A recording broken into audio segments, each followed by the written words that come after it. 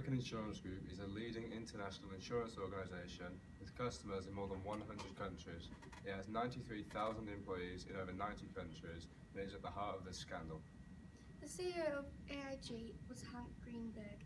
In March 2015, he was fired because he committed accounting fraud. He allegedly raised $3.9 billion by including loans as revenue in the accounts.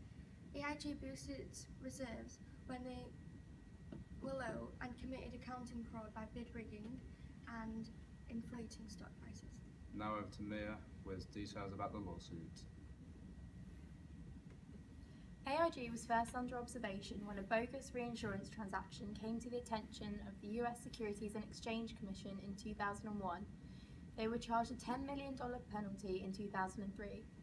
In 2005, when the full scope of the scandal had been uncovered and AIG admitted to improper accounting practices, they were made to pay a $1.64 billion penalty. Greenberg was fired but not charged.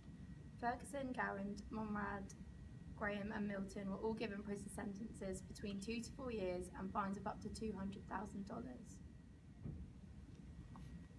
When Hank Greenberg stepped down in 2005, many people asked how a company like AIG could have sustained such a level of financial misrepresentation for so long and go unnoticed. Firstly, we feel the culture within the organisation was highly autocratic, with Greenberg said to be ruling with an iron hand.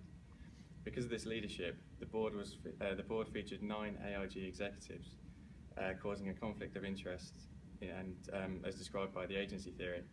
It has also since been discovered that board members were also running private companies closely linked to AIG, such as Star International and Seco, which was also AIG's largest shareholder. Investigations by Uzun, Shuchek and Varma suggested a strong correlation between board composition and the incidences of corporate fraud.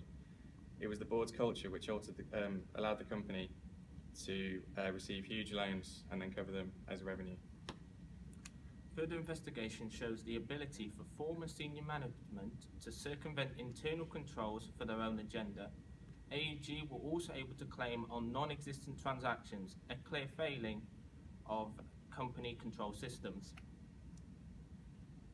Correcting false documentation, net worth is $2.7 billion lower. Where were the auditors on all this? Well, they were found negligent in their part of the scandal. And digging underneath the surface, it was found that PwC received significant non-audit fees, which represents a clear case of objectivity and independence issues. I will now pass on to my correspondent Ravi to talk about possible solutions to stop something like this happening in the future. So, there are several remedies we can look at designing the governance and control systems to prevent this failure from happening again, the most important of which is the management philosophy and operating style. Firstly, Greenberg's drive and domination led to an idiosyncratic management system. One way to counteract this and ensure that no individual holds too much power or responsibility is to implement rotation and segregation of duties. This can prevent a hierarchical structure and ensure that no individual is left unchallenged. Furthermore, there was a real lack of management oversight and supervision of Greenberg, a major factor leading to the scandal. Companies can use supervision to compensate for insufficient segregation and therefore monitor a CEO's behaviour to ensure there is no wrongdoing going on.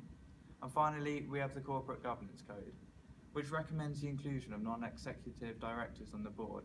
Now, this is to maintain the board's independence and ensure that it remains true and fair.